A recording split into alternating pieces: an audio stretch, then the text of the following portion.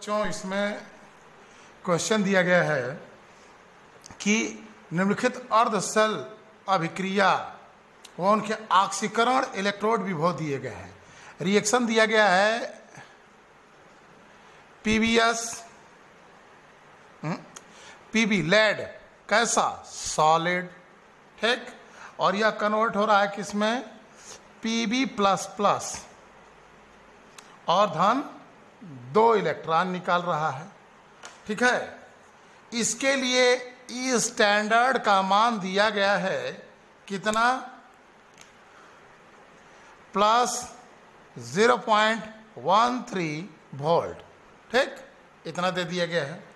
उसके बाद एक और रिएक्शन दिया गया है Ag कैसा है solid converts into Ag plus धन इलेक्ट्रॉन। इसके लिए ई स्टैंडर्ड की वैल्यू भी दिया है, कितना है, इक्वल टू -0.80 वोल्ट, ठीक। अब कह रहा है सेल का ईएमएफ बताइए, विद्युत वाहक बल क्वेश्चन मार्क पूछा है, यह प्रश्न दिया गया है, ठीक है। तो सबसे पहला काम, जैसे क्वेश्चन दिया गया है तो इस क्वेश्चन में हम देखेंगे कि 2 डाटा दिए गए हैं। यह कौन सा डाटा है, ऑक्सीकरण इलेक्ट्रोड विभव है कि अपचयन वाला है, यानी मानक ऑक्सीकरण विभव है या मानक अपचयन विभव है। मतलब स्टैंडर्ड ऑक्सीडेशन पोटेंशियल है ये कि स्टैंडर्ड रिडक्शन पोटेंशियल है। तो जरा देखो तुम, इस रिएक्शन में क्या हो रहा है, पीबी की ऑक्सीडेशन नंबर 0 से +2 हो रही है, यानी पीबी का ऑक्सीडेशन हो रहा है। जब ऑक्सीडेशन हो रहा है तो जाहिर सी बात है कि यह डाटा ऑक्सीडेशन का ही है, ये स्टैंडर्ड ऑक्स ही है। उसके बाद Ag solid converts into Ag plus, देखो 0 से +1, यह भी ऑक्सीडेशन का ही डाटा है। दोनों ही डाटा इसमें ऑक्सीडेशन के दिए गए हैं। तुम जानते हो कि ई स्टैंडर्ड ऑक्स का वैल्यू जो अगर मान लो यक्स है तो इसी के लिए ई स्टैंडर्ड रेड रिडक्शन की वैल्यू क्या होगी, यानी स्टैंडर्ड ऑक्सीडेशन पोटेंशियल मानक ऑक्सीकरण विभव अगर x है तो मानक अपचयन इलेक्ट्रोड विभव क्या होगा, -x हो जाएगा। वैल्यू इतनी ही रहती है, बस केवल साइन बदल जाता है, या प्लस है तो माइनस हो जाएगा। अगर यह माइनस में दिया गया है तो यह क्या हो जाएगा, प्लस में हो जाएगा। बात समझ में आ रही है। अब इस क्वेश्चन को हमको सॉल्व करना है, ईएमएफ ऑफ द सेल यानी ई स्टैंडर्ड सेल ज्ञात करना है, सेल का विद्युत वाहक बल, ई स्टैंडर्ड सेल यहां ज्ञात करना है।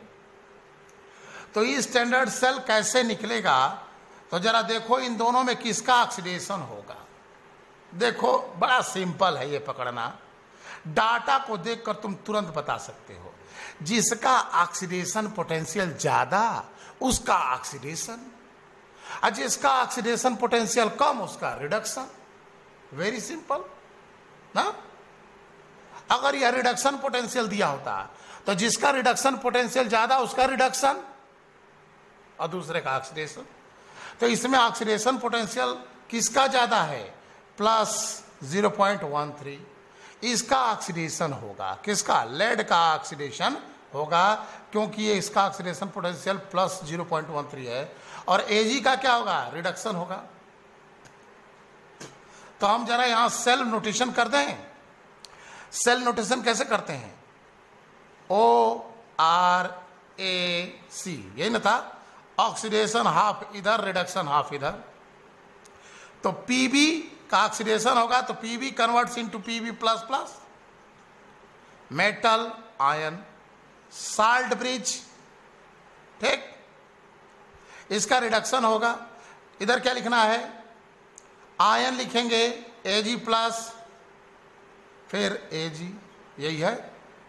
इसका डाटा हमको, ये एनोडिक हाफ रिएक्शन हो गया, ये कैथोडिक हाफ रिएक्शन हो गया, ये ऑक्सीडेशन हो गया, यह रिडक्शन हो गया। हमको निकालना है ई स्टैंडर्ड सेल। अब ई स्टैंडर्ड सेल कैसे निकलेगा, तो ई स्टैंडर्ड सेल बराबर ई स्टैंडर्ड राइट माइनस ई स्टैंडर्ड लेफ्ट। यह सूत्र लगाते समय ध्यान यह रहे कि दोनों का रिडक्शन पोटेंशियल रखना होगा। कौन सा? रिडक्शन। और यहां सवाल में दोनों का ऑक्सीडेशन दिया है। हम ऐसे नहीं निकालना चाहते हैं, हम ऐसे निकाल दें। जिसका ऑक्सीडेशन हो रहा है उसका ऑक्सीडेशन पोटेंशियल ले लो, और जिसका रिडक्शन हो रहा है उसका रिडक्शन पोटेंशियल ले लो। ई स्टैंडर्ड ऑक्स धन ई स्टैंडर्ड रेड। ऑक्सीडेशन इसका हो रहा है तो क्या ले लें इसका? बोलो। तो इसका आ गया, ऑक्सीडेशन ही दिया भी है सवाल में, तो ये हो गया प्लस 0.13 वोल्ट धन। अब इसका रिडक्शन पोटेंशियल ले लो ना, तो इसका रिडक्शन पोटेंशियल इसके लिए लोगे तो ये तो ऑक्सीडेशन दिया है, क्या करें? -0.8 है तो वैल्यू वही रहेगी, बस चिन्ह बदल जाएगा, ये माइनस से हो जाएगा क्या? Plus 0.80 volt. दोनों को जोड़ दो, वेरी इजी। तो देखो क्या हो जाएगा, 0.3 और 8 1 9, 0.93 वोल्ट। ये इसका ईएमएफ रहा। ई स्टैंडर्ड सेल ही ईएमएफ है, इतना जानो।